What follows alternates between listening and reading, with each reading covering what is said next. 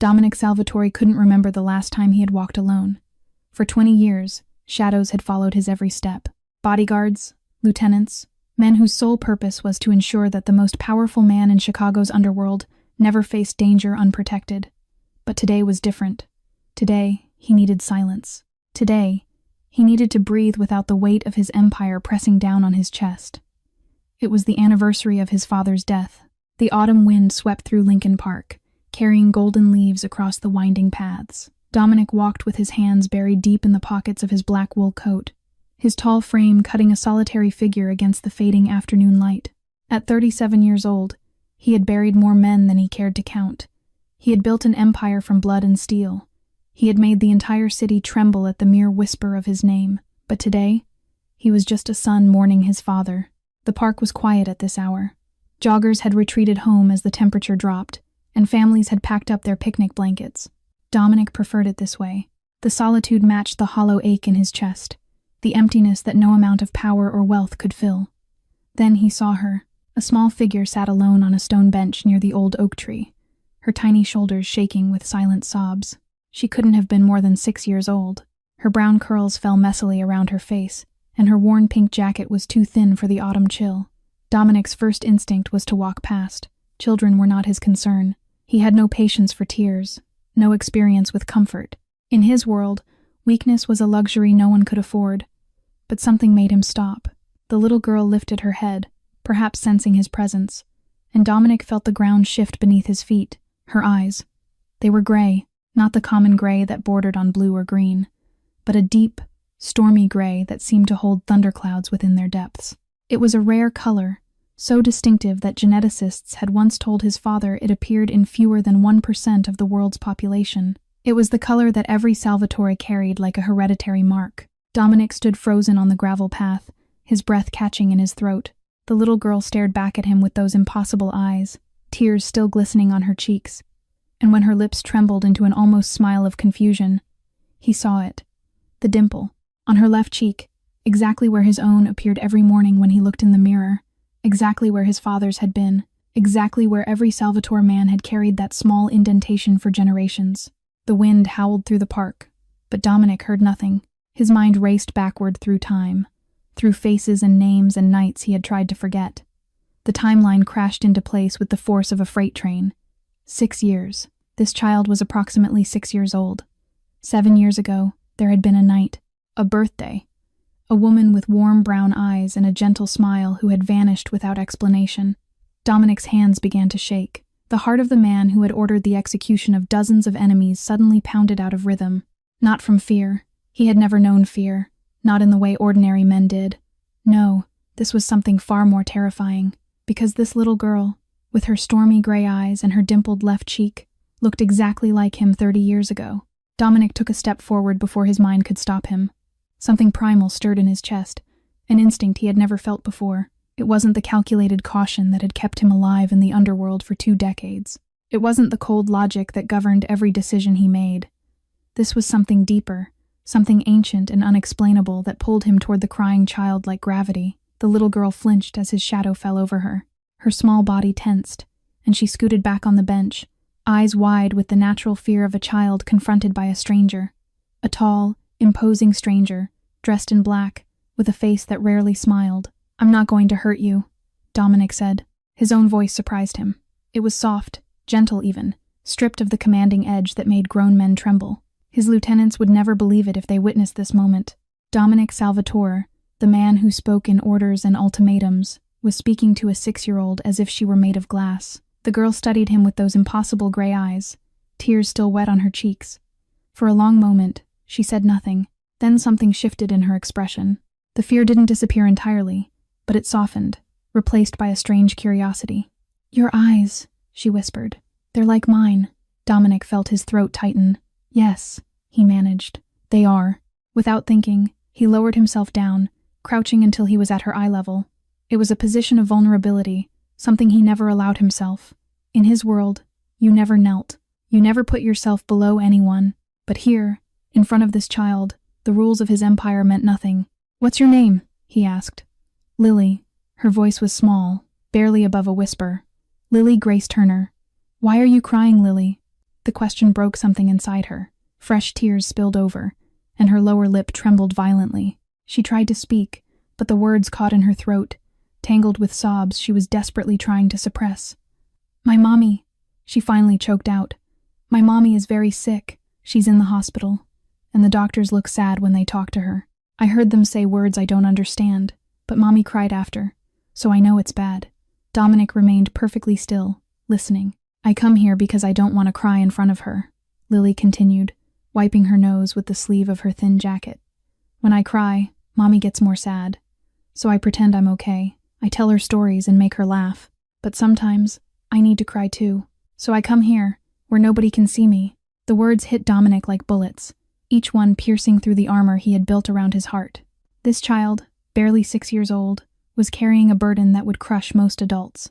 She was protecting her dying mother from her own grief, hiding her tears in an empty park so she could be strong in that hospital room. He recognized that strength. He had seen it in himself, decades ago, when he sat by his own father's deathbed. "You're very brave," Dominic said quietly. "Braver than most grown-ups I know."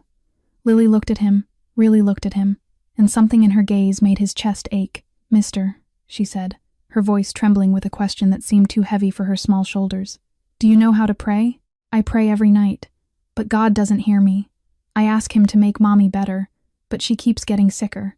Maybe I'm doing it wrong. Maybe he doesn't listen to kids like me." Dominic didn't know how to answer her question about prayer. He hadn't spoken to God in over 20 years, not since the night his father took his last breath. But looking into those gray eyes, so full of desperate hope, he couldn't bring himself to tell her that. "Tell me about your mother," he said instead, his voice still impossibly gentle. Lily sniffled, wiping her cheeks with her small hands. The question seemed to comfort her somehow, as if talking about her mother made the woman feel closer. "Mommy is the best," she began, a fragile smile breaking through her tears. "We live in a small apartment, just the two of us. It's not big like the houses on TV. But mommy says home isn't about walls. It's about love." Dominic listened without interrupting. "Mommy used to work at restaurants. She was a waitress. She would come home late at night, and her feet would hurt so much she could barely walk. But she always kissed me goodnight, even when I was already sleeping. I would feel it in my dreams." The word waitress sent a cold prickle down Dominic's spine. "She worked at 3 different places sometimes," Lily continued, "to pay for our apartment and my school clothes and the food we eat. But then she got sick, and she couldn't work anymore. Now we don't have much money. The neighbors bring us food sometimes.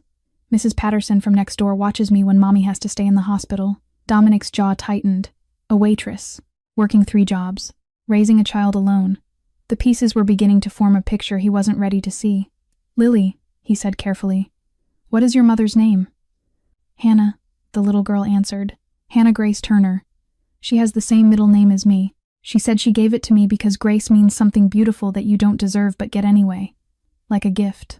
The world stopped.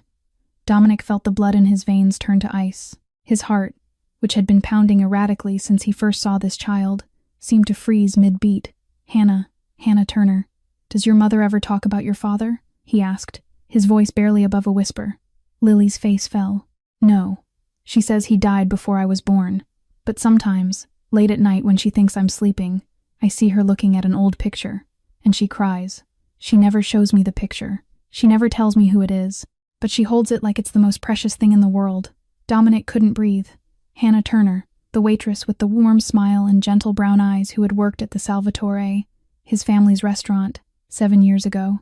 The woman who had been his most trusted employee, who had served his VIP tables with grace and efficiency that no one else could match. The woman who had vanished without a trace, without collecting her final month's pay, without leaving so much as a goodbye. She had disappeared right after his 30th birthday, right after that night, the night when loneliness and whiskey had blurred the lines between employer and employee, when comfort had turned into something neither of them had planned. The memories crashed over Dominic like a tidal wave, pulling him under. 7 years ago, the Salvatore restaurant, his 30th birthday. He had insisted on keeping the celebration small, just a few close associates and a bottle of expensive scotch. But the real reason he stayed late that night had nothing to do with celebration. His fiancée of 3 years had left him that morning, walking out with nothing but a cruel note explaining that she couldn't marry a man whose soul was stained with darkness. So Dominic had sat alone in his private office behind the restaurant, drinking until the edges of the world blurred. The guests had left. The staff had gone home, only the silence remained, heavy and suffocating. And then Hannah had appeared. She was supposed to have left hours ago, but she had stayed to finish cleaning the VIP section. When she knocked on his office door to say goodnight, she found him slumped in his chair, a half-empty bottle dangling from his fingers, tears streaming down a face that never cried. Dominic remembered the shock in her brown eyes. He remembered expecting her to leave, to pretend she hadn't seen her employer in such a pathetic state. But Hannah hadn't left. She had stepped inside, closed the door softly, and sat down across from him. She didn't ask questions. She didn't offer empty platitudes. She simply sat there, her presence warm and steady, until he found himself talking. He told her things he had never told anyone, about his father's expectations, about the loneliness that came with power, about how the woman he loved had looked at him like he was a monster and walked away without looking back. Hannah had listened to everything, and when his words finally ran dry, she had reached across the desk and taken his hand. "You're not a monster," she had said softly. "Monsters don't cry." What happened next was inevitable, a collision of loneliness and longing that neither of them could stop. They had crossed the line between employer and employee, between appropriate and forbidden, between everything they should have been and everything they became in those stolen hours. When Dominic woke the next morning, sunlight streaming through his office window, Hannah was gone. No note, no explanation, nothing. He had searched for her. For months, his men combed through the city, following every lead, tracking every Hannah Turner they could find. But she had vanished completely, as if she had never existed at all. She hadn't even collected her final paycheck, leaving behind 3 weeks of wages like they meant nothing. Eventually, Dominic forced himself to stop looking. He buried that night in the deepest part of his memory, convincing himself it had been a mistake best forgotten. But now, staring into the stormy gray eyes of a 6-year-old girl with his dimple and his rare genetic marker, Dominic understood a truth that shattered everything. Hannah hadn't run away from him. She had run away with a part of him growing inside her. Dominic rose to his feet, his mind made up in an instant. "Lily," he said, his voice steady despite the storm raging inside him. "I'm going to take you home. It's getting cold, and your mother must be worried about you." The little girl looked up at him with those devastating gray eyes, hesitation flickering across her face. She had been taught not to trust strangers, but something about this man, something she couldn't explain, made her feel safe. "Okay," she whispered, slipping her small hand into his. Dominic felt his heart crack at the touch. Her fingers were so tiny, so fragile, wrapped around his battle-scarred hand like it was the most natural thing in the world. He couldn't remember the last time anyone had held his hand. In his world, touch meant either violence or transaction. Never trust, never innocence. They walked together through the park, an unlikely pair. The most powerful man in Chicago's underworld and a 6-year-old girl in a threadbare pink jacket, hand in hand under the fading autumn sky. "Our apartment is far," Lily said, her short legs working hard to keep up with his stride. Dominic immediately slowed his pace. "Mommy and I take the bus, but I walked today because I didn't have money for the fare." The words hit him like a punch to the gut. "Tell me more about where you live," he said, keeping his tone light even as rage began to simmer beneath his skin. Lily brightened slightly, happy to talk about something familiar. "Our building is old, but Mrs. Patterson says it has character. That means the walls make funny noises at night and the elevator doesn't work sometimes. We live on the 4th floor. Mommy says climbing stairs is good exercise." Dominic's jaw tightened. "Before Mommy got sick, she worked at 3 restaurants," Lily continued, oblivious to his darkening expression. "She would leave early in the morning and come home after my bedtime. Sometimes I wouldn't see her for days, but she always left me notes on the refrigerator with little drawings of hearts. 3 jobs. Hannah had worked 3 jobs while raising a child alone. We eat a lot of noodles," Lily added cheerfully. "The ones in cups that you add hot water to. Mommy says they're quick and easy. Sometimes, when she got extra tips, we would have real dinner. That was always my favorite. Cup noodles." His daughter had grown up on cup noodles. Dominic thought of his penthouse overlooking Lake Michigan, the personal chef who prepared his meals, the wine cellar stocked with bottles worth more than a year's rent in whatever building Lily called home, the closets full of designer suits, the garage full of luxury cars, the life of excess he had built without ever questioning it. And all that time, his child had been eating instant noodles in a cramped apartment while her mother worked herself to the bone. They reached South Chicago as the sun dipped below the horizon. The neighborhood was exactly what Dominic had expected. Run-down buildings with crumbling facades, graffiti-covered walls, broken streetlights that flickered like dying heartbeats. It was a world away from Gold Coast, a world he had forgotten existed. Lily led him up 4 flights of stairs, the elevator indeed broken, until they reached apartment 4B. "This is home," she announced, knocking on the door. Footsteps shuffled inside. The door creaked open, and Dominic saw her. Hannah, his Hannah, the woman who had haunted the edges of his memories for 7 years. But the woman before him was a ghost of the person he remembered. She was painfully thin, her cheekbones sharp beneath paper-white skin. Her hair, once a beautiful cascade of chestnut waves, was almost entirely gone, claimed by chemotherapy. A hospital bracelet circled her bony wrist. Yet her eyes, those warm brown eyes that had looked at him with such tenderness that fateful night, they hadn't changed. Recognition flashed across Hannah's face. Then horror. Then absolute terror. She looked at Lily. She looked at Dominic. She looked at their hands, still intertwined, and her legs gave out beneath her, her frail body crumpling to the floor as a strangled cry escaped her lips. "Mummy!" Lily's scream pierced through the air as she released Dominic's hand and rushed to her mother's side. The little girl dropped to her knees, her small hands shaking Hannah's shoulders, tears streaming down her face. "Mommy, wake up! Please wake up!" Dominic stood frozen in the doorway, his mind struggling to process the scene before him. The woman he had searched for, the woman who had vanished like smoke, was lying unconscious at his feet, and the child crying over her body might be his daughter. He moved. Within seconds, he was kneeling beside them, his fingers finding the pulse point on Hannah's neck. Weak but steady, she had fainted, nothing more. Her body was simply too frail, too exhausted to handle the shock of seeing him.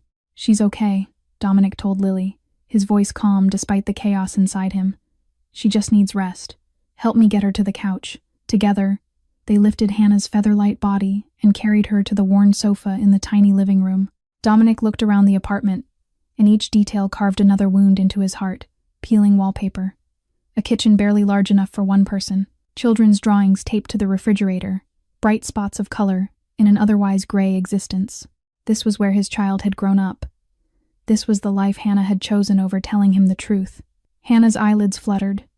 She groaned softly, consciousness slowly returning, and then her eyes flew open, and she saw him standing over her.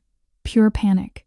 She scrambled backward on the couch, pressing herself against the armrest, as if she could somehow disappear into the fabric. Her breaths came in short, ragged gasps, and her skeletal hands clutched the cushions with desperate strength. "No," she whispered, shaking her head. "No, no, no. You can't be here. How did you find us? Mommy?" Lily's voice trembled with confusion and fear. She had never seen her mother like this, wild-eyed and terrified. "Mommy, what's wrong?" "The nice man helped me. He walked me home from the park." Hannah's gaze darted between Dominic and her daughter, understanding dawning on her face like a slow-motion nightmare. She looked at Lily's gray eyes. She looked at Dominic's gray eyes. She saw her secret standing in the space between them, exposed and undeniable. "Lily, sweetheart," Hannah said, forcing her voice to steady. "I need you to go next door to Mrs. Patterson's apartment. Can you do that for Mommy? But Mommy, please, baby." Hannah's eyes glistened with unshed tears. "Mommy needs to talk to this man alone. Just for a little while. I promise I'll come get you soon." Lily looked at Dominic, uncertainty clouding her small face. He gave her a gentle nod, trying to reassure her despite the storm brewing inside him. "It's okay," he said quietly. "Go to Mrs. Patterson. Your mother and I have things to discuss." The little girl hesitated for another moment before finally walking to the door. She glanced back one last time, her stormy gray eyes filled with questions she was too young to ask, then disappeared into the hallway. The door clicked shut. Silence descended like a guillotine. Dominic turned to face Hannah, and for a long moment, neither of them spoke. 7 years of secrets hung in the air between them, heavy and suffocating. He watched her shrink under his gaze, watched her prepare for the explosion she clearly expected. But when he finally spoke, his voice didn't thunder. It broke. "She is my daughter, isn't she?" The question came out barely above a whisper, trembling with an emotion Dominic hadn't allowed himself to feel in 2 decades. Hannah's face crumpled. The walls she had built, the lies she had maintained, the distance she had so carefully preserved, all of it collapsed in an instant. Tears spilled down her hollow cheeks, carving rivers through her pale skin. She nodded. Just once, but it was enough to change everything. The truth came out in broken pieces, like shattered glass falling from Hannah's trembling lips. I found out 3 weeks after that night, she began, her voice barely audible. I was terrified. I knew what you were, Dominic. I knew the world you lived in, but I also knew I couldn't. I couldn't get rid of the baby. She was a part of you, a part of us, the only beautiful thing that had ever happened to me. Dominic stood motionless, his hands clenched at his sides, forcing himself to listen without interruption. I was going to tell you, Hannah continued, tears flowing freely now. I had it all planned out. I would come to the restaurant on your day off, ask to speak with you privately, explain everything. I thought. Foolishly. I thought maybe you would understand. Maybe you would want to be part of our child's life. Then why didn't you? The question cut through the air like a blade. Hannah's face contorted with a pain that had nothing to do with her illness. She wrapped her thin arms around herself, as if trying to hold her body together. Because your mother found out first. Dominic felt the floor shift beneath his feet. Victoria came to the restaurant 3 days before I planned to tell you, Hannah said. It was your day off. She walked in like she owned the place, which I suppose she did. She asked the manager to point out which waitress had been serving the VIP section on your birthday night. Then she took me into the back alley. Hannah's voice dropped to a whisper, the memory clearly still haunting her after all these years. She knew, Dominic. Somehow, she already knew I was pregnant. She had people watching you, watching everyone around you. She told me I had 2 choices. The first was to take $100,000 and disappear forever, leave Chicago, never contact you again, never tell anyone who the father was.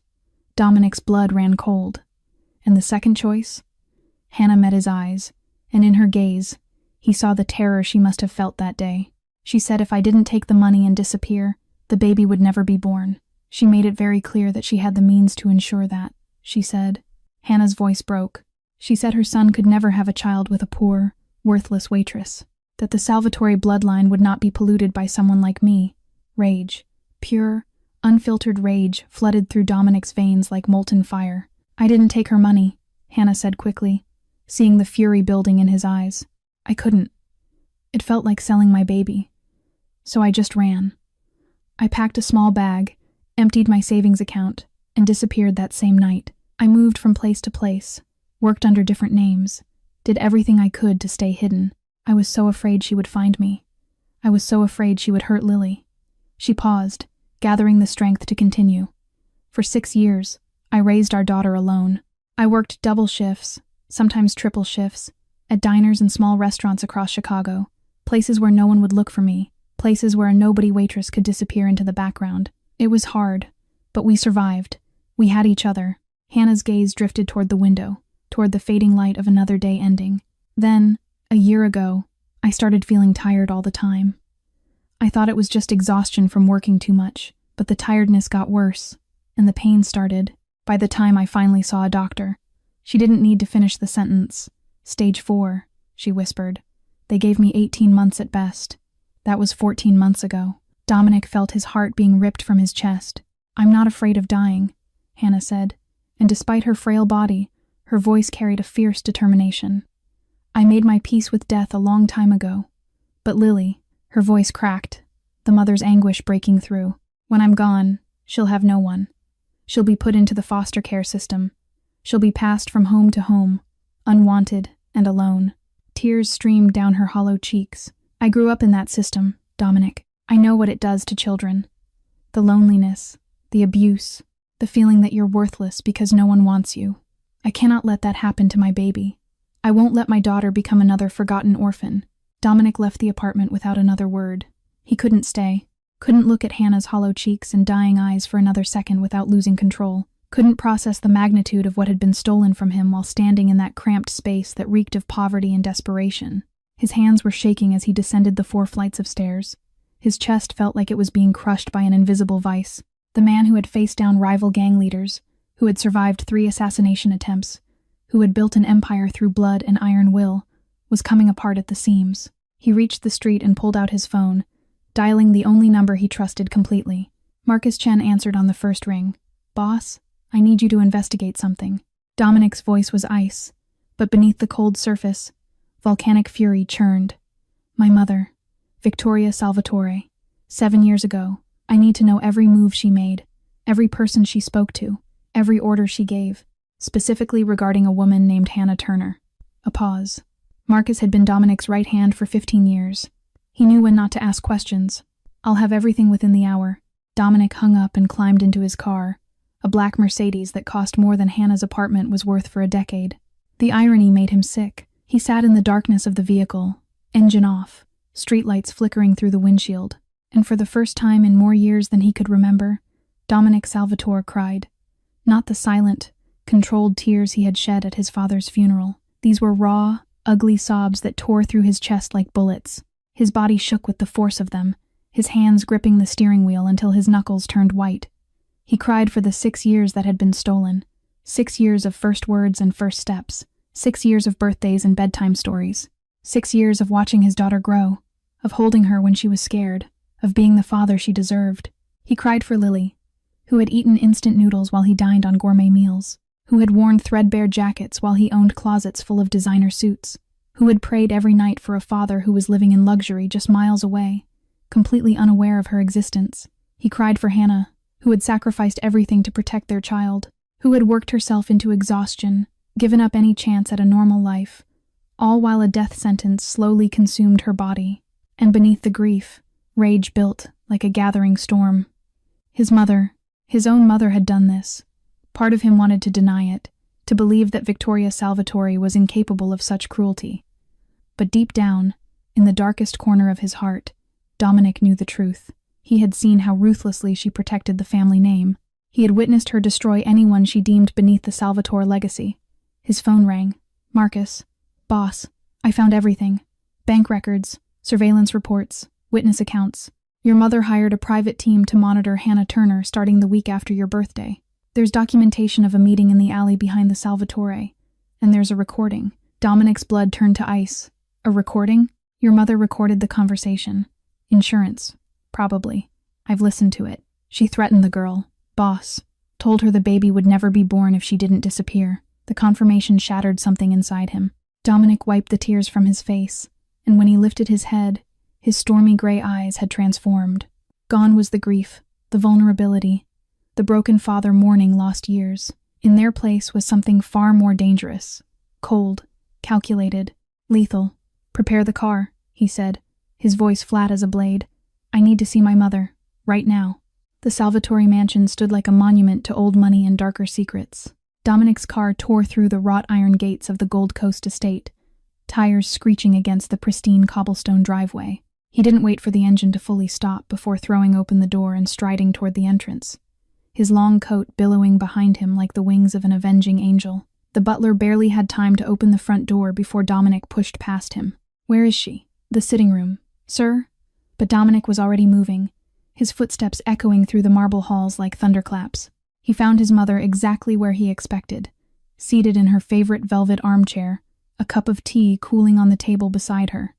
The picture of aristocratic elegance, the portrait of a woman who believed herself untouchable. "Dominic." Victoria's eyebrows rose slightly, the only indication of surprise she would allow herself. "I wasn't expecting you. Is something wrong?" He threw the folder Marcus had compiled onto the coffee table between them. Documents scattered across the polished wood, photographs, bank statements, the damning evidence of her betrayal. "Explain." Victoria glanced at the papers with calculated disinterest. "I don't know what you're talking about." "Don't." The single word came out like a gunshot. "Don't you dare lie to me. Not now. Not after what I've seen today." Something flickered in Victoria's eyes. A crack in the facade. But her voice remained steady. "Whatever that woman told you, she's lying. Gold diggers will say anything to I have the recording. Mother." Silence. The color drained from Victoria's face, her composure finally shattering. She opened her mouth, closed it, then opened it again. For the first time in Dominic's memory, his mother was speechless. "I heard every word," he continued, his voice trembling with barely contained rage. "Every threat, every ultimatum. You told her the baby would never be born if she didn't disappear. You threatened to kill my child." Victoria's expression hardened, the mask of maternal concern replaced by cold calculation. "I did what was necessary to protect this family." "Protect the family?" Dominic laughed, but there was no humor in the sound. "You destroyed my family before it even had a chance to exist. That girl was nobody," Victoria snapped, rising from her chair with surprising force for a woman her age. "A poor, worthless waitress trying to climb her way into wealth through your bed. The Salvatore bloodline cannot be polluted by someone like her. I did what your father would have done. I protected our legacy. Dominic stepped closer, towering over his mother, his stormy gray eyes blazing with fury she had never seen before. You stole 6 years from me. 6 years of my daughter's life. Do you understand that? I have a daughter, Mother. A beautiful, brilliant little girl who grew up eating instant noodles in a crumbling apartment while I lived in luxury. Who wore second-hand clothes while I threw away suits that cost more than her mother earned in a month. Victoria's jaw tightened. I was protecting you from making a mistake. Hannah is dying. Dominic's voice cracked on the words. She has cancer. Stage 4. She spent the last 6 years working herself to death to provide for my child. And now she's dying alone in a rundown apartment because you decided she wasn't good enough for the precious Salvatore name. For a brief moment, something resembling guilt flickered across Victoria's face, but it vanished as quickly as it appeared. From this moment forward, Dominic said, his voice dropping to a deadly calm, you will have no say in anything regarding Hannah or Lily. You will not contact them. You will not interfere. You are no longer entitled to any decisions about my family. Do you understand? Victoria stood frozen, watching her son walk toward the door. In 65 years of life, she had never lost. Not to business rivals, not to enemies, not to anyone. But as Dominic disappeared through the doorway without looking back, Victoria Salvatore realized she had finally been defeated. Not by an opponent, but by her own selfishness. Dominic returned to South Chicago within the hour. The confrontation with his mother had left him raw, but it had also crystallized something inside him. For the first time in years, he knew exactly what he needed to do. Not as a mafia boss calculating his next move, not as a Salvatore protecting the family empire, but as a father who had already lost too much time. Hannah was sitting on the worn couch when he knocked. Lily not yet returned from Mrs. Patterson's apartment. She flinched at the sound, her frail body tensing as if preparing for another blow. It's me, Dominic said through the door. We need to talk. She let him in, though her eyes remained wary. She had lived in fear for 7 years. Trust would not come easily. Dominic didn't sit. He stood in the middle of her tiny living room. This powerful man who looked so out of place among the second-hand furniture and peeling walls, and spoke the words he had rehearsed during the drive. I want you and Lily to come live with me. Hannah's eyes widened. What? My penthouse in Gold Coast. I'll arrange for the best oncologists in the country. Private nurses around the clock. Whatever treatment exists, experimental or otherwise, I'll pay for it, and Lily will have everything she needs. Good schools, safe neighborhoods, a real home. Hannah shook her head, her thin hands trembling in her lap. Dominic, I can't. This isn't charity, he interrupted, and it isn't negotiable. Your world is dangerous. Hannah's voice cracked with desperation. I've spent 6 years keeping Lily away from that world. From the violence, from the enemies, from everything that could hurt her. I can't take her from one kind of poverty into another kind of danger. Dominic crossed the room and knelt before her, his eyes level with hers. It was the second time today he had lowered himself to meet someone's gaze. First his daughter, now her mother. I will protect you both, he said, and his voice carried the weight of an oath sworn in blood. Lily is my daughter, my blood, my responsibility, and you are her mother, the woman who sacrificed everything to keep her safe when I wasn't there. I will not let anyone touch either of you. Not my enemies, not my mother, not anyone. Hannah searched his face, looking for the lie, the manipulation, the hidden agenda. She had learned long ago that powerful men always wanted something, but all she found was sincerity. Raw, unfamiliar, but unmistakable. This isn't charity, Dominic repeated, softer now. This is a debt I owe you. 7 years of debt. You raised my child alone. You worked yourself into exhaustion. You faced a death sentence without anyone to lean on. Let me carry this burden now, please. The word surprised them both. Dominic Salvatore did not say please. He gave orders and expected obedience.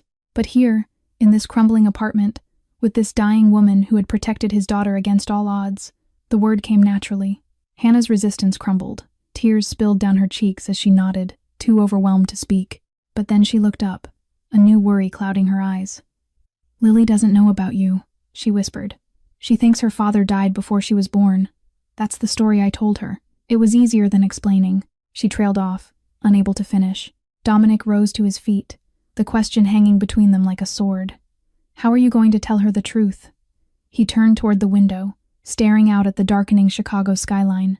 For all his power, for all his wealth, for all the armies he commanded, Dominic had no answer. How do you tell a 6-year-old that her whole life has been a lie? 2 days later, a black Mercedes pulled up to the most exclusive building in Gold Coast. Lily pressed her face against the car window, her stormy gray eyes growing wider with each passing second. The building stretched toward the sky like a glass giant, its surface reflecting the afternoon sun in blinding flashes. Doormen in crisp uniforms stood at attention. Luxury cars lined the circular driveway like sleeping dragons.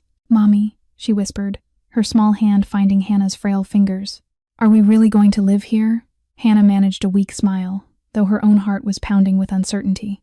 "For a little while, sweetheart, until Mommy gets better." Dominic watched them from the driver's seat, his chest tight with emotions he couldn't name. He had arranged everything meticulously over the past 48 hours. The best oncologist from Northwestern Memorial, a team of private nurses working in rotating shifts, a bedroom suite converted into a medical facility, with equipment that rivaled any hospital ward. Nothing had been left to chance. Yet as he watched Lily help her mother out of the car, treating Hannah as if she were made of porcelain, Dominic realized no amount of money could prepare him for this.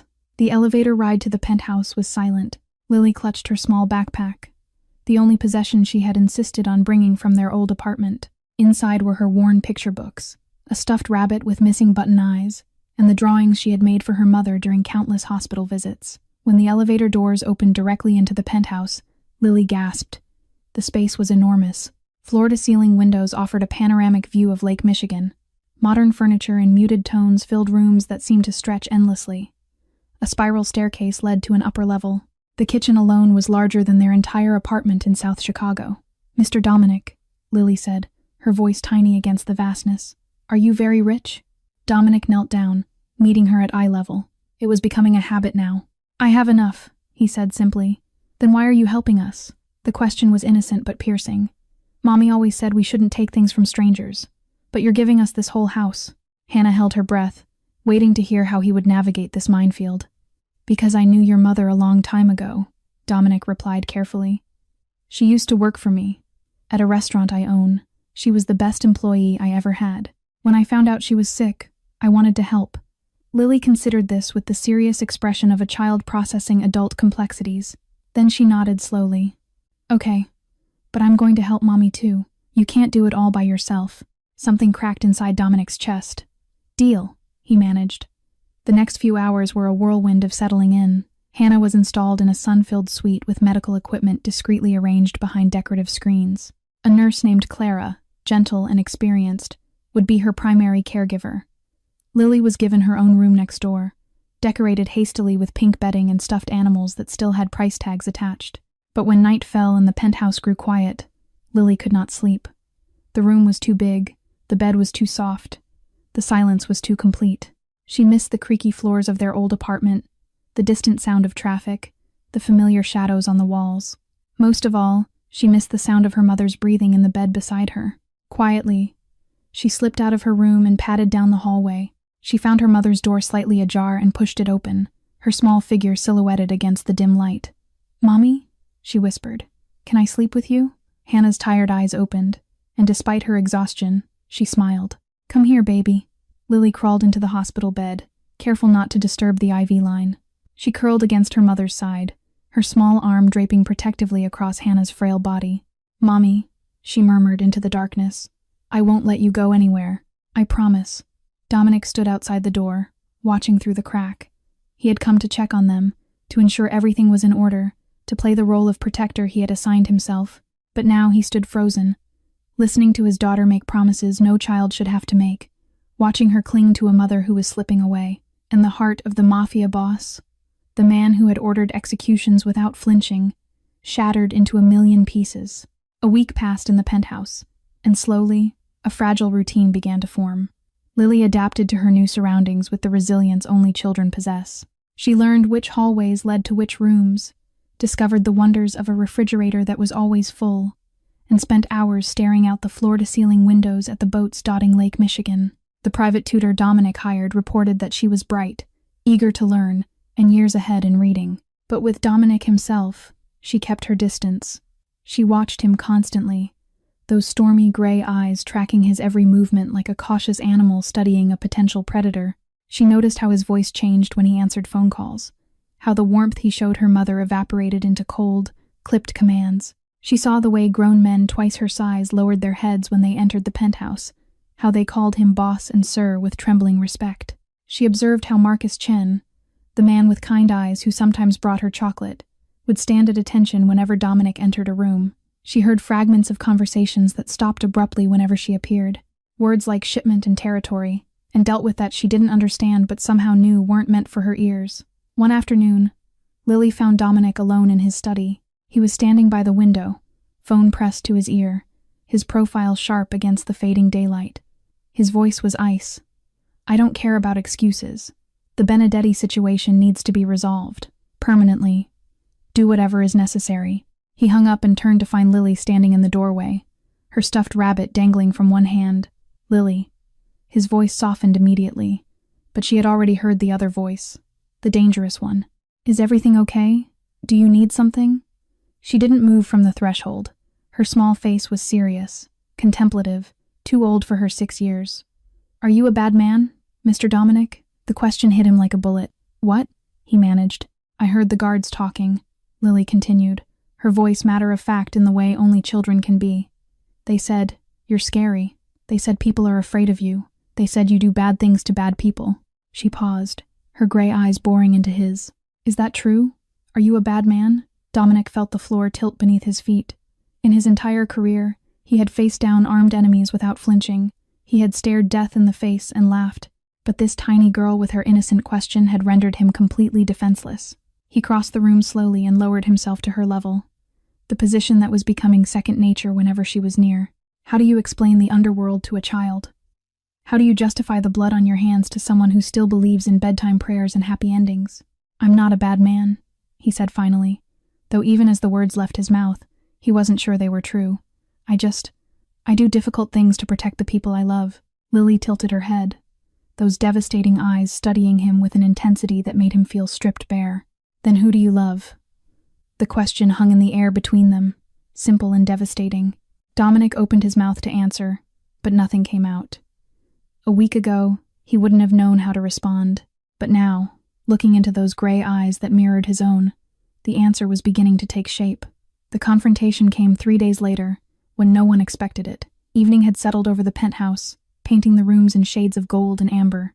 Hannah was resting in her medical suite, her condition stable but fragile. Dominic had just finished a call with Marcus about increased security measures, his mind heavy with threats he couldn't share with anyone in this household. He walked into the living room and found Lily waiting for him. She stood in the center of the vast space, her small figure dwarfed by the expensive furniture and soaring windows. But there was nothing small about her expression. Her stormy gray eyes burned with a determination that made Dominic's breath catch. "I need to talk to you and Mommy," she announced. "Both of you. Right now." Something in her voice made Dominic comply without question. He helped Hannah into a wheelchair and brought her to the living room, positioning her beside the couch where he sat. Lily stood before them like a prosecutor preparing her case. "Lily, sweetheart," Hannah began weakly. "What's wrong? Did something happen? I'm not stupid." The words landed like stones in still water. "I know grown-ups think kids don't understand things," Lily continued, her voice trembling but resolute. "But I'm not blind. I can see. I've been seeing for a long time." Dominic and Hannah exchanged glances, neither daring to speak. Lily walked to the large mirror that hung near the entrance, the one she passed every morning on her way to breakfast. She stared at her reflection for a long moment, then turned back to face them. "I look in this mirror every day. I see my eyes. These eyes." She pointed to her face, to those striking gray irises that had haunted Dominic since the moment he first saw them. "Mommy has brown eyes, but mine are gray, just like Mr. Dominic's." Hannah's hand flew to her mouth, a sob escaping before she could stop it, and the dimple. Lily touched her left cheek. "Right here. Mommy doesn't have one, but Mr. Dominic does, in the exact same place." The room fell into suffocating silence. "Mommy told me my father died before I was born," Lily said, her voice beginning to crack. "But dead people don't come back. And Mr. Dominic isn't dead. He's right here, looking at me with my eyes, with my dimple." Tears spilled down her cheeks, but she didn't wipe them away. "So please stop lying. Please just tell me the truth. Is he my daddy?" Dominic felt his heart shatter and rebuild itself in the span of a single breath. He rose from the couch and crossed the room, lowering himself to his knees before his daughter. Eye level, heart level. "Yes, he said, his voice rough with emotion he had suppressed for far too long. "I'm your father, Lily. I'm so sorry I wasn't there for you. I'm sorry for the 6 years I missed. I didn't know. I swear to you, I didn't know you existed until that day in the park." Lily stared at him, tears streaming down her face. For a terrible moment, Dominic thought she would run, thought she would reject him, hate him, blame him for all the years of poverty and struggle. But instead, she collapsed into his arms. Her small body shook with sobs as she buried her face in his shoulder, her thin arms wrapping around his neck with desperate strength. Dominic held her, this child he had only known for weeks but would die for without hesitation, and felt tears burn his own eyes. "I prayed every night," Lily cried into his shoulder. "Every single night. I asked God to send me a daddy. I thought he wasn't listening. I thought he forgot about me." "He didn't forget," Dominic whispered, his voice breaking. "I'm here now. I'm right here." Lily pulled back slightly, her tear-stained face looking up at him with an expression of wonder and fear. "Daddy," she whispered, testing the word for the first time. "Daddy, you promise you'll protect me and Mommy? You won't let anyone hurt us?" Dominic cupped her face in his hands, those hands that had committed unspeakable acts, now holding the most precious thing in his world. "With my life," he swore. "I promise with my life." For 2 weeks after the revelation, happiness bloomed in the penthouse like flowers after rain. Lily no longer called him Mr. Dominic. She called him Daddy, and each time the word left her lips, something healed inside him. Hannah grew stronger with the new treatments, color slowly returning to her cheeks. The three of them shared dinners together, watched movies on the enormous television, built a fragile but precious family routine. Dominic began to believe that perhaps he could have both worlds, the empire he had built through darkness, and the light that Lily and Hannah brought into his life. He was wrong. Across Chicago, in a warehouse that reeked of cigarette smoke and old blood, Lorenzo Benedetti studied the photographs spread across his desk. His scarred face twisted into a smile that held no warmth. "So the great Dominic Salvatore has a weakness after all," he murmured, tapping a finger against the image of a little girl with gray eyes playing in a rooftop garden. A daughter, hidden away for 6 years. How delicious. Lorenzo had waited decades for this moment. The Benedetti and Salvatore families had been enemies for 3 generations, their hatred forged in betrayals and bloodshed. Lorenzo's own father had died at the hands of Dominic's men. Revenge was not just a desire, it was a sacred duty, but Dominic had always been untouchable. No wife, no children, no leverage. The man operated like a ghost, leaving nothing exposed that enemies could exploit. Until now. "Put surveillance on the penthouse," Lorenzo ordered his lieutenant. "I want to know everything. The girl's schedule, her routines, when she sleeps, when she eats, when she plays. Every detail." For the next week, Lorenzo's men watched from the shadows. They photographed the bodyguards, noted the shift changes, identified the brief windows of vulnerability that existed in even the tightest security, and then, when they knew enough, they made their move. It was a Tuesday afternoon. Lily was playing in the private garden on the penthouse terrace, chasing butterflies under the watchful eyes of 2 guards. The autumn sun warmed her face as she laughed, her brown curls bouncing with each step. She didn't notice the man until he was already there. He appeared from behind a large planter, dressed in a maintenance uniform that the guards had approved just moments before. He knelt down to Lily's level, his smile too wide, his eyes too cold. "Hello, little one," he said softly. "You must be Salvatore's granddaughter. Such beautiful eyes, just like your daddy's." Lily froze, her instincts screaming that something was wrong. "Who are you?" she whispered. "Just a friend." The man's smile widened. "Tell your father that more friends will come visit soon. Very soon." Then he was gone, slipping away before the guards even realized what had happened. By the time they reached Lily's side, the terrace was empty except for a single playing card left on the ground, the Benedetti family crest. An hour later, Dominic stood in his study, listening to the guard's report with a face carved from stone. Marcus stood beside him, his expression grim. "We've increased perimeter security," Marcus said. "Every entrance is covered. But boss, if they got that close once, he didn't need to finish." Dominic's phone buzzed. "An unknown number," he answered, and Lorenzo Benedetti's voice slithered through the speaker like poison. "Beautiful girl you have there, Dominic. Those gray eyes are remarkable. Just like looking at a little mirror of you." A pause, filled with malicious pleasure. "You should keep her closer, much closer, because if you don't, you might lose her forever." The line went dead. Dominic stared at the phone in his hand, his grip tightening until the screen cracked and the metal frame bent under the pressure. When he looked up at Marcus, his stormy gray eyes burned with a fury that promised violence. War had come to his doorstep. Dominic transformed the penthouse into a fortress. Within 24 hours of Lorenzo's threat, the security detail tripled. Armed guards patrolled every floor of the building. Surveillance cameras monitored every angle, every entrance, every shadow. Marcus personally vetted each staff member, dismissing anyone whose background held even the slightest question mark. Lily was no longer allowed on the terrace. Her movements were restricted to the interior rooms, always within sight of at least 2 bodyguards. She didn't understand why Daddy had become so serious, why the smiles had disappeared, why everyone walked around with tight faces and whispered conversations. "Daddy, why can't I go outside?" she asked one morning, her gray eyes clouded with confusion. Dominic knelt before her, forcing calm into his voice. "There are some bad people who want to hurt our family, Princess. Just for a little while. We need to be extra careful. Can you be brave for me?" Lily nodded solemnly. "I'll be brave, Daddy." But Lorenzo Benedetti had spent months planning this operation. He had studied the building's architecture, bribed maintenance workers for access codes, and positioned his men in the high-rise next door weeks before making his threat. He was not a man who acted on impulse. He was a predator who waited for the perfect moment. And on a gray Thursday afternoon, that moment arrived. Clara, the nurse, had noticed Hannah struggling to breathe. The medical equipment indicated her oxygen levels were dropping, and she needed immediate attention. For just 60 seconds, her focus shifted entirely to her patient. 60 seconds was all Lorenzo needed. The helicopter appeared from nowhere, descending onto the adjacent building's rooftop with military precision. Before anyone could react, 2 snipers had taken positions, their silenced rifles finding the guards on the penthouse terrace.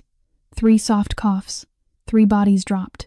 A team of 4 men rappelled from the helicopter to the penthouse balcony, moving with the efficiency of special forces. They found Lily in the living room, frozen in terror, her stuffed rabbit clutched to her chest.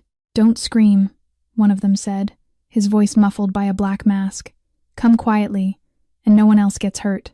Lily opened her mouth to call for her father, but a hand clamped over her face before any sound could escape. Within seconds, she was bound, gagged, and carried to the balcony. The men attached her to a harness and ascended to the helicopter, their movements synchronized like a deadly dance. The entire operation took less than 2 minutes. By the time Marcus burst through the penthouse door, alerted by the silent alarm, the helicopter was already disappearing into the gray Chicago sky. Clara was screaming. The guards were dead, and Lily was gone. Hannah's wail could be heard throughout the building. She had been watching through the bedroom window, too weak to move, too horrified to look away. She saw her daughter's terrified face as the men carried her away. She saw the helicopter lift into the clouds, and then her body gave out, consciousness fleeing from a reality too cruel to bear. Dominic arrived minutes later, having rushed from a meeting across town the moment Marcus called. He found Hannah unconscious, Clara in hysterics, and a penthouse that had become a crime scene. His phone rang. Lorenzo's number. "Hello, Dominic." The voice dripped with satisfaction. "I have something that belongs to you. Well, belong to you. Possession is 9/10 of the law, isn't it? If you touch her." Dominic's voice was barely human, more growl than speech. "Oh, she's fine. For now. See for yourself." The video arrived seconds later. Dominic's hands trembled as he opened it. The screen showed a dimly lit room, concrete walls, industrial fixtures, and in the center, bound to a chair, was his daughter. Lily's wrists were tied with rough rope. A strip of duct tape covered her mouth. Tears streamed down her cheeks, and her small body shook with silent sobs. But it was her eyes that destroyed him. Those stormy gray eyes, so like his own, were wide with terror, searching desperately for someone to save her. "Come alone to the old Benedetti warehouse on the south side," Lorenzo continued. "Midnight tonight. If I see anyone else, if I detect any surveillance, any backup, any tricks whatsoever, well, let's just say those beautiful gray eyes will be the last thing you ever see of her." The line went dead. Dominic Salvatore had never known fear. Not when rivals put contracts on his head. Not when assassins came for him in the night. Not when his own father lay dying in his arms. He had always believed that fear was a weakness, an emotion for lesser men. But now, staring at the image of his 6-year-old daughter trembling in the hands of his enemy, fear consumed every cell of his body. Not fear of death, fear of losing the most precious thing he had just found. The room was cold and dark and smelled of rust and forgotten things. Lily sat on a metal chair in the corner, her small wrists still bound with rope that scratched against her skin. They had removed the tape from her mouth hours ago, but she hadn't screamed. There was no one to hear her anyway. The warehouse stretched endlessly around her, a maze of shadows and concrete pillars that disappeared into blackness. Water dripped somewhere in the distance, each drop echoing like a heartbeat in the silence. The only light came from a single bulb hanging above her head, swaying gently and casting dancing shadows on the walls. She was terrified. Every instinct in her small body screamed for her to cry, to wail, to call for her mother and father until someone came to save her. She was only 6 years old. She shouldn't have to be brave. She shouldn't have to face monsters in the dark. But Daddy's voice echoed in her mind, strong and certain. "Can you be brave for me?" Lily bit her lip hard enough to taste blood. She would be brave. She would not give these bad men the satisfaction of seeing her break. She was a Salvatore now. Daddy had said so, and Salvatores were strong. She repeated those words to herself like a prayer. "I am strong. I am brave. Daddy is coming." The heavy metal door screeched open, and footsteps approached, slow, deliberate, the footsteps of someone who enjoyed making others wait. Lorenzo Benedetti emerged from the shadows like a nightmare taking form. He was tall and lean, with a face that might have been handsome once before. Cruelty carved it into something twisted. A scar ran from his left eyebrow to his jaw, a pale river through olive skin.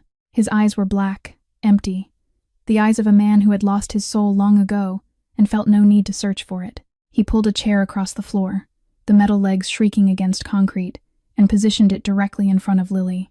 When he sat, their faces were level. "So you're the little princess," he said, his voice soft and poisonous. "Dominic's precious secret, the daughter he hid from the world." Lily said nothing. She stared at a spot on the wall behind his head, refusing to meet his eyes. Lorenzo leaned closer. "Do you know what your father does, little one? Has he told you about his business? About the people he's hurt?" Still, Lily remained silent. "Your daddy is a bad man," Lorenzo continued, enjoying himself. "A very bad man. He kills people. Lots of people. Fathers, sons, brothers. He took my father from me when I was not much older than you. Did he tell you that?" Lily's hands trembled in her lap, but she didn't speak. "He's a monster, your precious daddy. A monster wearing an expensive suit." Lorenzo smiled, revealing teeth that gleamed in the dim light. "And tonight, that monster is going to walk right into my trap. He's going to come here alone, thinking he can save you. And when he does, I'm going to kill him. Slowly, painfully. And you're going to watch." Something broke inside Lily's careful armor. "My daddy is not a bad man." The words burst from her like water through a dam, her small voice echoing through the vast warehouse. "He loves me. He protects me. He promised." Lorenzo laughed, a cold, empty sound that bounced off the walls. "Love? Protection? Promises?" He shook his head in mock pity. "Poor little princess. Your daddy's promises are worthless. When he walks through that door tonight, he's walking to his death." He rose from his chair and strode toward the exit, pausing at the threshold. "Try to get some sleep, little one. You'll want to be awake when the show begins." The door slammed shut. The lock clicked into place, and Lily was alone again. She waited until his footsteps faded completely. Then, slowly, she closed her eyes. Her bound hands came together, fingers intertwining the way Mommy had taught her long ago. She bowed her head, and in the darkness of that terrible place, she began to pray. "God," she whispered, her voice barely audible even to herself. "It's me, Lily. I know I ask for a lot of things. I know I asked for Mommy to get better, and I asked for a daddy, and you gave me both, so maybe I've used up all my wishes. But please, please, just this one more time." Tears rolled down her cheeks, but she didn't make a sound. "Please protect my daddy. Don't let the bad man hurt him. I just found him. I don't want to lose him now. Please, God, please." Midnight painted the south side in shades of black and gray. The abandoned Benedetti warehouse loomed against the starless sky, its broken windows like empty eye sockets staring into the void. Dominic's black Mercedes rolled to a stop at the entrance, headlights cutting through the darkness before dying with the engine. He stepped out alone, just as Lorenzo had demanded. But Dominic Salvatore had not survived 20 years in the underworld by following his enemy's rules. 3 blocks away, hidden in the shadows of condemned buildings and rusted shipping containers, Marcus Chen commanded a team of 30 men, the best soldiers in the Salvatore organization, armed with military-grade weapons and connected through encrypted communication devices. They had positioned themselves hours before Dominic's arrival, silent as ghosts, waiting for the signal. Dominic walked toward the warehouse entrance, his footsteps echoing against the cracked concrete. His hands were empty, raised slightly to show he carried no visible weapons. But beneath his coat, pressed against his spine, a pistol waited. The massive metal doors groaned open, revealing Lorenzo Benedetti flanked by a dozen armed guards. Dominic. Lorenzo spread his arms wide in mock welcome. So glad you could join us. And alone, just as I asked. How refreshingly obedient. Where is my daughter? Straight to business. Lorenzo clicked his tongue disapprovingly. No pleasantries, no small talk. And here I thought we could reminisce about old times. About how your father murdered mine. About how the Salvatore Empire was built on Benedetti bones. Dominic's expression remained carved from stone. Where is my daughter? Lorenzo's smile twisted into something cruel. You know, Dominic, I never understood your reputation. The great Salvatore boss, feared throughout Chicago. But look at you now, brought to your knees by a waitress and her bastard child. The words hung in the air like poison. The mighty empire, Lorenzo continued, circling Dominic like a shark sensing blood, reduced to begging for a little girl who should never have been born. Your mother was right to try to eliminate this problem 7 years ago. Too bad she failed. Dominic's hands clenched at his sides, but he refused to rise to the bait. Every second of conversation was another second for Marcus to finalize positions. Return my daughter, he said, his voice flat as a blade. Then we talk like men. Whatever grievances you have with me, she has no part in them. Lorenzo laughed, the sound echoing through the cavernous space. Talk like men? There is nothing to talk about. Your bloodline ends tonight, Dominic. Starting with that gray-eyed brat. He snapped his fingers.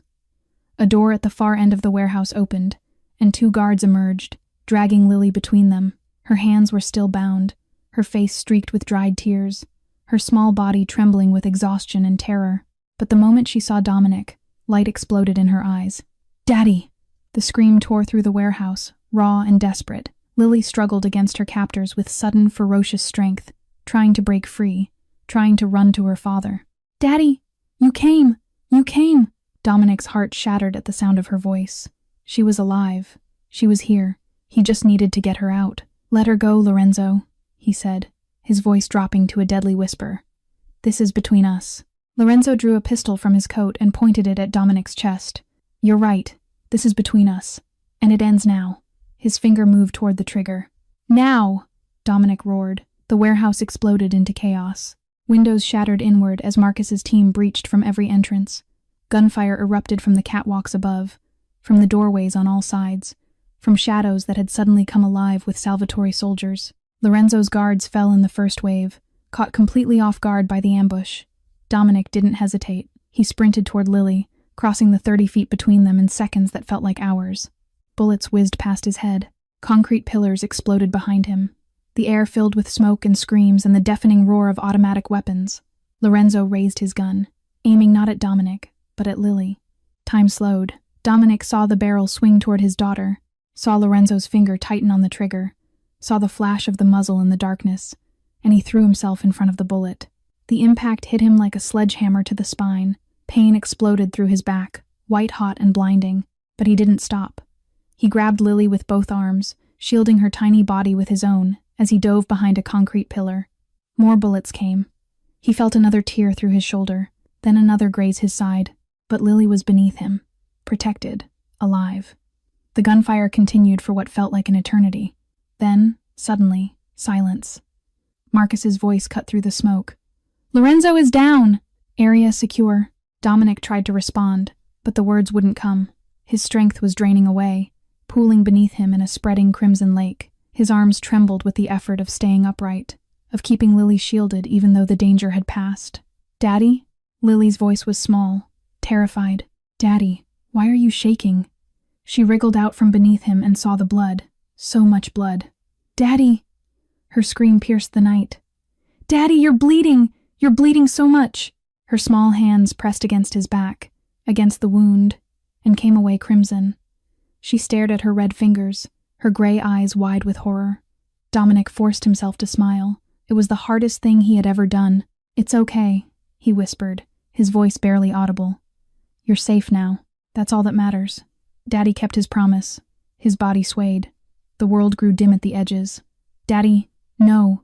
Lily grabbed his face with her bloody hands, trying to hold him upright. "Stay awake. Please stay awake. Someone help. Please help my daddy." Dominic used his last strength to touch her cheek, smearing blood across her tears. "I love you, princess." Then his eyes closed, and he collapsed to the ground. Lily's scream echoed through the warehouse, through the night, through the very fabric of the universe. "Daddy, don't leave me. Daddy!" The ambulance screamed through Chicago's empty streets, its sirens shattering the midnight silence. Inside, paramedics fought desperately to keep Dominic Salvatore alive, blood pressure dropping, pulse weakening. 3 gunshot wounds, the worst lodged dangerously close to his spine. They radioed ahead to Northwestern Memorial Hospital, requesting the best trauma surgeons available, warning them that the patient might not survive the journey. Marcus rode in the front seat, his face carved from granite, his phone pressed to his ear. He was coordinating security, issuing orders, doing everything Dominic would have done, but his hands trembled in ways they never had during gunfights or negotiations. In the back of a second SUV, Lily sat wrapped in a shock blanket, her father's blood still drying on her hands.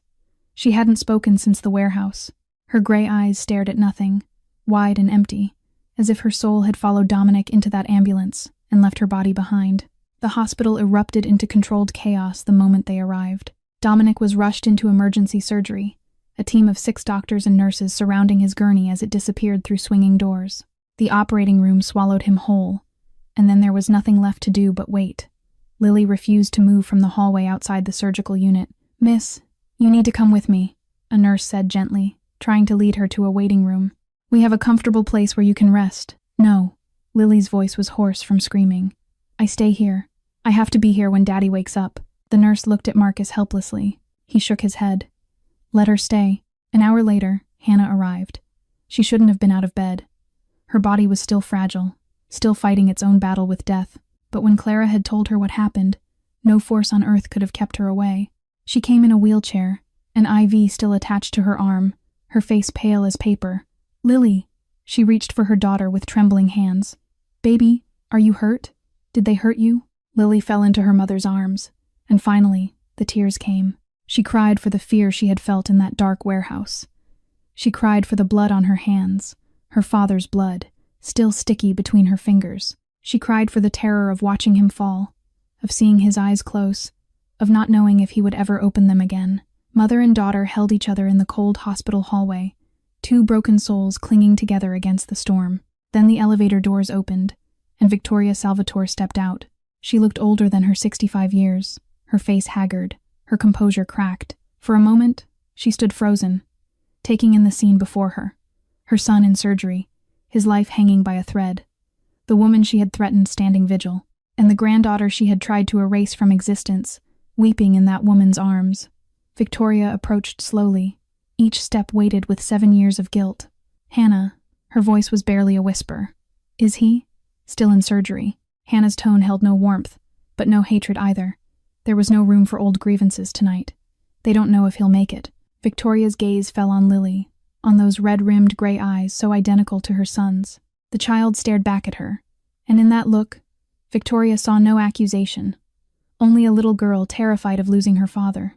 "I'm sorry," Victoria breathed, the words torn from somewhere deep inside her. "I'm so sorry." She sank into a chair across the hallway, and for the first time in decades, Victoria Salvatore looked human. The surgery lasted 8 hours. 8 hours of waiting, 8 hours of watching doctors and nurses rush in and out. 8 hours of hope and despair alternating like waves crashing against rocks. Lily refused to sleep, refused to eat, refused to do anything but sit on the cold floor and pray. Finally, just as dawn painted the windows gold, the surgical doors opened. A surgeon emerged, exhausted but smiling. "He's stable," he announced. "The bullet near his spine has been removed. There's no permanent damage. He'll need months of recovery, but he's going to live." Lily burst into tears. Hours later, she was allowed into his room. Dominic lay motionless in the hospital bed, connected to machines that beeped and hummed. His face was pale, his body wrapped in bandages, his breathing shallow but steady. Lily climbed onto a chair beside his bed, took his hand in both of hers, and refused to let go. She was still there when Dominic finally opened his eyes. The world came back slowly. Blurred lights, beeping sounds, pain, everywhere. but distant, dulled by medication, and something warm wrapped around his fingers. He turned his head and saw her, Lily, his daughter, asleep in a chair beside his bed, her small hands clutching his like a lifeline, her face streaked with dried tears. He squeezed her fingers. Lily. She woke instantly, her gray eyes flying open, meeting his. Daddy! Fresh tears spilled down her cheeks as she leaned over him, touching his face, his hair, reassuring herself that he was real. Daddy, I thought I lost you. I thought you were gone forever. Dominic's throat tightened with emotion too large for words. He pulled her hand to his lips and kissed it gently. I will never leave you, he whispered. Never. 2 weeks after that terrible night, the Salvatore penthouse began to feel like a home again. Dominic's recovery was slow but steady. The bullets had done their damage, leaving him confined to a wheelchair for the first month, then crutches, then a cane he swore he would abandon the moment his body allowed. Physical therapy sessions filled his mornings, but he never complained. Every ache, every struggle, every painful step was a reminder that he was alive, that he had kept his promise. Lily rarely left his side. She had appointed herself his personal nurse, bringing him water, adjusting his pillows, reading him stories from her picture books in a solemn voice that made him smile despite the pain. She had inherited his stubbornness, this daughter of his, and she wielded it with the fierce determination of a tiny general commanding her army. Victoria came to visit on a Sunday afternoon. She stood in the doorway of the living room, uncertain and hesitant in ways Dominic had never seen his mother before. The proud matriarch of the Salvatore family looked diminished somehow, shrunk by the weight of her guilt. May I come in? She asked quietly. Hannah sat on the couch beside Dominic's wheelchair, her own health slowly improving with the new treatments. She looked at Victoria with guarded eyes, the memory of that alley conversation 7 years ago still fresh in her mind. But before she could speak, Lily bounced up from the floor where she had been drawing. Grandma, she exclaimed, running to Victoria with open arms. Daddy said you might come today. I made you a picture. Victoria's composure cracked. Tears welled in her eyes as she knelt to embrace her granddaughter, this child she had once tried to erase from existence.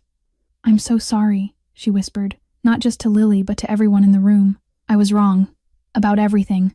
I let pride and prejudice blind me to what truly matters. She looked up at Hannah, her voice breaking. Can you ever forgive me? The room fell silent. Hannah studied the woman who had stolen 7 years from her, who had condemned her to poverty and isolation, who had nearly cost Lily her father. Forgiveness should have been impossible, but then she felt Dominic's hand squeeze hers. She saw Lily's hopeful face, looking between her mother and grandmother, and she understood that holding on to hatred would only poison the future they were trying to build. We can start over, Hannah said quietly. For Lily's sake. Victoria wept. And Lily, with the simple wisdom of a child who had learned too young that life was precious, took her grandmother's hand and said, Don't be sad anymore, Grandma. We're family now. 3 months later, another miracle arrived. Hannah's latest scans showed what the doctors called a remarkable response to the experimental treatment. The cancer was retreating. The tumors were shrinking. For the first time since her diagnosis, hope was not just wishful thinking but medical reality. Mrs. Turner, the oncologist said, unable to contain his own amazement, I've rarely seen results like this. With continued treatment, you could have many years ahead of you. Many good years. Hannah collapsed into Dominic's arms, sobbing with a joy she had never dared to feel. Lily watched them embrace, her stormy gray eyes overflowing with tears of her own. Then she threw herself into the huddle, wrapping her small arms around both parents. I prayed every night, she cried. Every single night. And God heard me, Mommy. He finally heard me. The seasons changed, and with them, the Salvatore family transformed. Victoria became the grandmother she should have been from the beginning.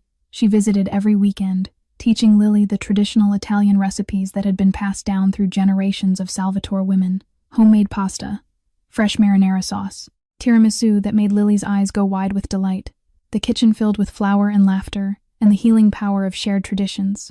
Dominic gradually shifted his empire toward legitimate business, expanding the Salvatore restaurant chain, while quietly stepping back from the shadows that had defined his life. He would never be innocent, but for his daughter's sake, he could be better. Hannah grew stronger each day, her cheeks regaining color, her hair slowly returning, her smile coming more easily than it had in years, and Lily bloomed. She started school, made friends, discovered a talent for art that her teachers called remarkable. She still prayed every night, but now her prayers were filled with gratitude instead of desperate pleas. One evening, as autumn painted Chicago in gold and crimson, the family gathered around the dinner table in the penthouse. Victoria sat at one end, Hannah at the other. Dominic occupied his usual place, no longer needing the cane that had been his companion for months. Lily sat between her parents, swinging her legs happily beneath her chair. The table overflowed with food that Victoria and Lily had prepared together. Candles flickered in the center, casting warm light across faces that had learned to love each other against all odds. "Daddy," Lily said suddenly, her fork pausing midway to her mouth. "Is our family magic? Like in fairy tales?" Dominic looked around the table. At Hannah, the woman who had sacrificed everything for their child, now glowing with health and happiness. At his mother, humbled and transformed, slicing bread for her granddaughter with trembling hands. At Lily herself, this impossible gift he had discovered on a park bench just months ago. "Yes, princess," he said, his voice thick with emotion. "Miracles are real, and you are the greatest miracle of my life." Lily beamed, that dimple appearing on her left cheek, those gray eyes shining with pure joy. "Then I'm going to pray for more miracles," she announced.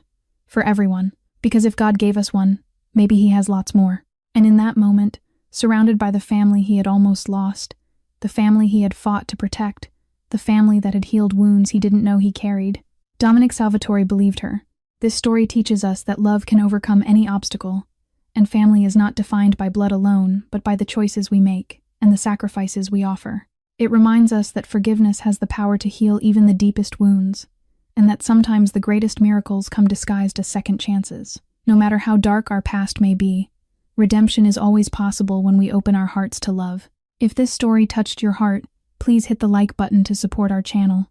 Share this video with your friends and loved ones, with anyone who needs to believe in miracles. And don't forget to subscribe and turn on notifications so you won't miss the heartfelt stories we bring you every day. We would love to hear from you. How did this story make you feel? Have you ever experienced a moment that felt like a miracle in your own life? Has forgiveness ever changed your relationships in unexpected ways? Please share your thoughts in the comments below. We truly want to hear what's in your heart.